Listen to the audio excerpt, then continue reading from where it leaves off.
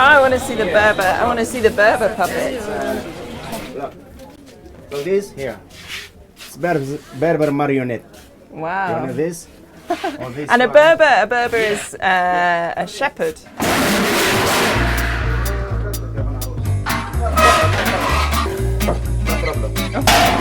Sorry. No problem.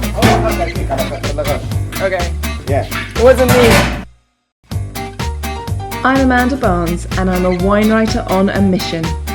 I'm travelling to 80 different wine regions around the world to discover what makes each region and their wines unique. We'll leave no stone unturned, no grape unsqueezed, and no wine undrunk. This is Around the World in 80 Harvests.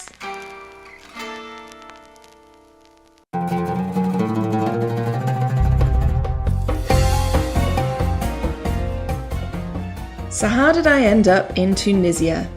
It's all down to a lawyer from the US called Kathy, who, like many foreigners, had become fascinated by Tunisia's progress since its revolution in 2010. This is a brand new democracy, and for someone like me from the United States, watching the creation of a brand new country and a brand new democracy, seeing them write their constitution, it's just been an amazing experience. When I planned my 80 wine regions around the world, Tunisia wasn't one of them. As a Muslim country, wine is normally off the menu.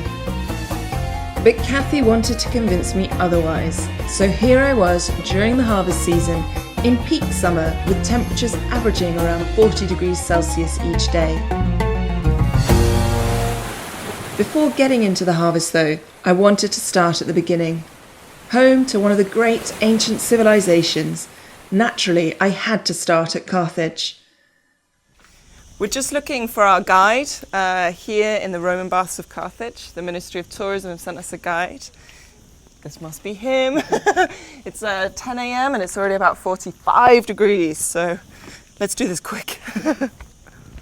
Hello! Welcome you to Carthage. We welcome you to the symbol of the Tunisian history, and it's also the symbol of our Tunisian agriculture. Magon was the first agronomist, the first viticulturalist in the world, and he was here from Carthage? Yes, he was from Carthage, and as I said, a part of that, he was considered as a great traveler. He traveled a lot. The Carthaginians, and then after that the Romans, knew and cultivated the grapes. They did have the three kinds of wines, the red, white and rosé wine. So these are the Roman baths, and people would come here, they'd have a cool dip over there, a hot bath there, end up in the sea. Would they ever bring a glass of wine? Yes, they did. They brought their meal, their food with them, and their wine. They really enjoyed spending all the day in thermal baths. Well, for me, it looks like a nice place to have a picnic. Yes, yes. Fortunately, I had my own liquid picnic ready. Well, sort of ready. Finally done. Yeah. À votre santé. We're going to have a lot of help. Yeah. Prost. Prost. Prost! Na zdravie! Na zdravie. Salud! Salud. Salute! Cheers! Cheers. Tunis has been a trading capital since 300 BC, and trade is still roaring in downtown Tunis.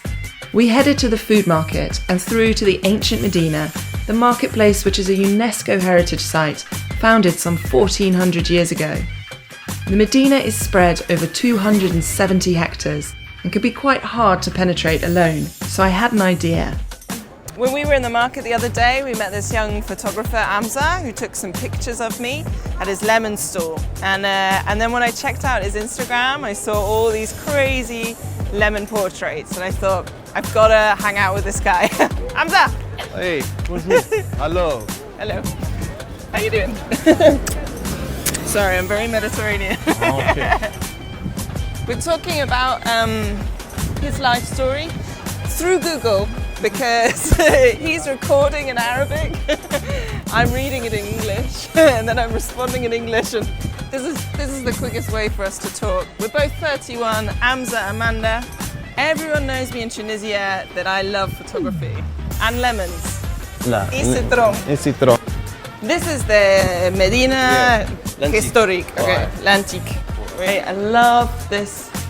This is just so beautiful. I mean, this is solid. It's just gorgeous. And you have to get off the tourist route to find this, so I'm glad that Amsa's taken us here. I got quite over-enthusiastic about the beautiful doors and architecture, which seemed to get better around every corner. As Amsa took me further into the Medina, he introduced me to some of his friends.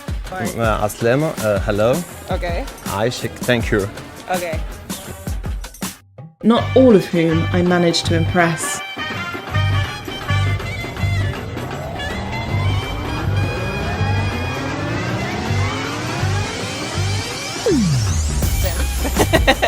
Aslim.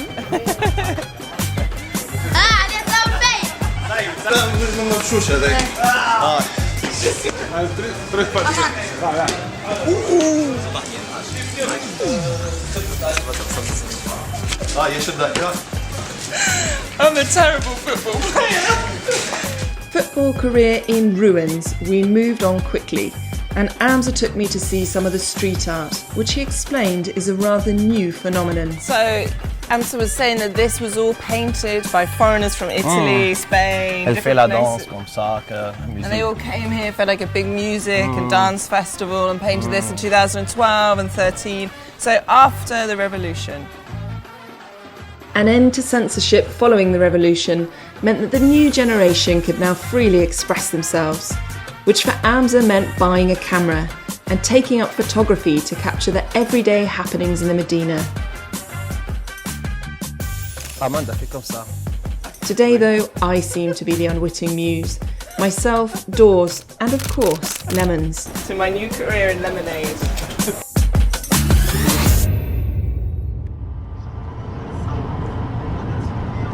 But I wasn't here for the lemonade.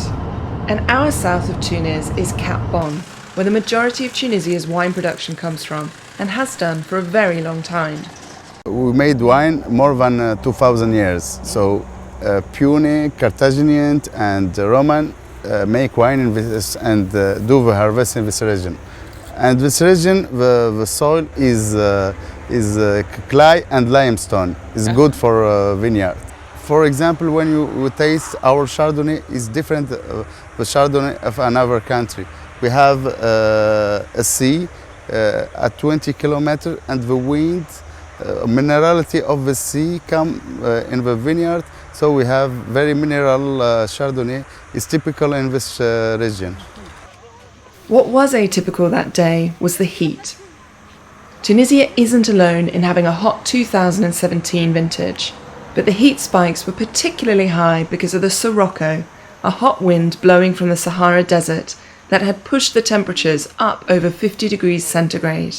Fortunately, the vineyards are trained to deal with the heat.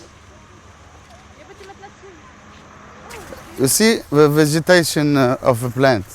It's not like in France or... Why? Because it's very hot. We have to protect our grape from the sun and from the Sirocco wind, the hot wind.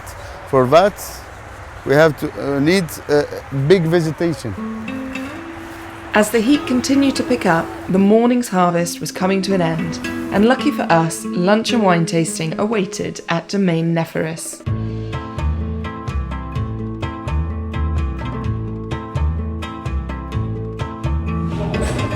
So we're having a typical Tunisian lunch, which started with appetizers on the sofa about 2 hours ago, and 5 wines. And now we've moved to the table. We've got another series of kind of appetizers or starters here. First, I have to start with the harissa, the chili harissa, then the salad, then the shrimps, then the stew, then the fish, and then the pasta. So we'll be here another 2 hours.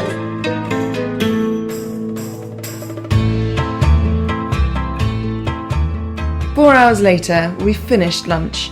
and headed over to nearby Septune's winery to taste their wines, which meant indulging in even more food and Tunisian hospitality. Although Tunisia has been making wine for thousands of years, the quality revolution only really started in the 19th and 20th centuries, during the French occupation, when modern winemaking techniques were introduced. Tunisia's warm and sunny climate means that grapes have no trouble ripening, which gives the red wines lots of colour, fruity aromas, and higher sugar levels, which means they can be rather generous in alcohol. The red wines can pack such a punch that rumour has it the French used to blend Tunisian Syrah into their own. What is for certain, though, is that Tunisia's Syrah, Carignan and Touriga Nacional perform particularly well, making voluptuous aromatic wines that pair nicely with flavourful Tunisian dishes, like roasted lamb and couscous. On the lighter spectrum, over 65% of Tunisia's wine production is rosé, which range from fuller-bodied wines to light and delicate. They also make a small amount of aromatic white wines, which benefit from being in regions closer to the ocean breeze. Despite its long history, Tunisia's wine industry still feels in its infancy, with much potential as of yet unexplored. This is because during centuries of Arabic rule, Tunisia went almost completely dry.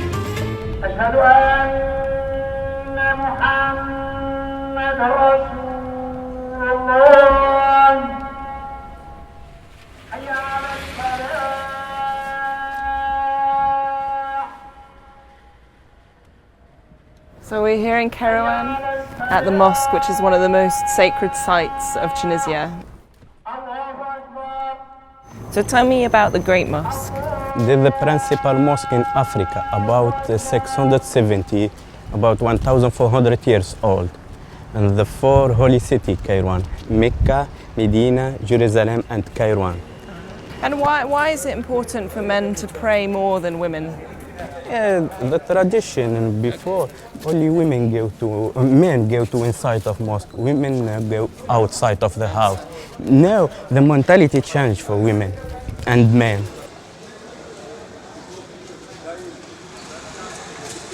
The changing attitudes in Tunisia have also affected wine consumption, and we went to the first wine club in Tunis to learn more. So tell me your experience as a Tunisian drinking wine. 20 years ago, it isn't casual to see women drinking in Tunisia, you know. We start with whiskey in nightclubs or like that. But after, I saw now since 10 years, because there is a lot of wineries now in Tunisia, so many women drink wines. They started with wine, not other alcohol. So now it isn't strange to drink, but 20 years ago, yes.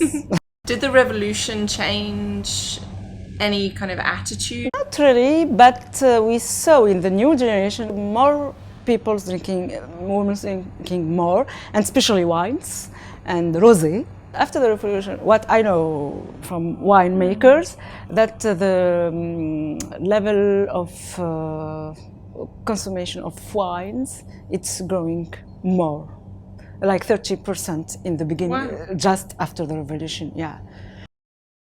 Wine is losing its taboo in modern-day Tunisia and finding its place back on the table, which is already crowded with lots of delicious flavours that embrace its Mediterranean, African and Berber heritage, as one of Tunisia's top chefs explained to me. Since we have been invaded by many civilizations, so we have a very big historical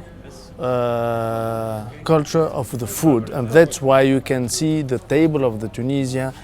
We have small dishes, and because we want to remember that this is from Spanish, and this is from Malta, and this is from Italy, and this is from Ottoman, and this is from Phoenicia. We want to have all these historical on our table.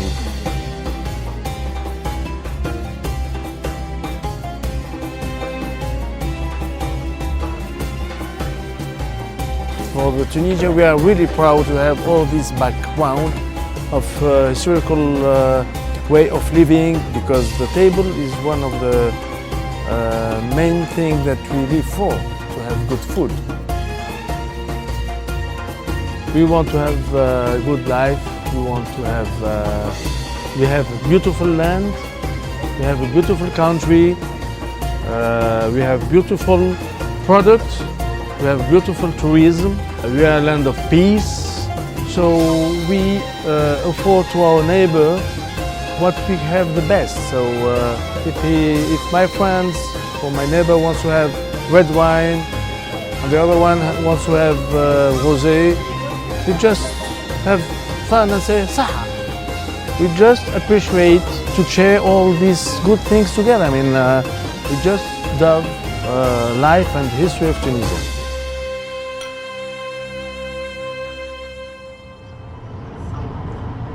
And that's how I felt. In Tunisia, it's all on the same table. The good, the bad, the rosé. The contrast is stark in Tunisia, but that is what makes it all the more colourful. As I got ready to move on to my next wine harvest destination, I felt that a week here had only just whet my appetite for this unique country on the crossroads.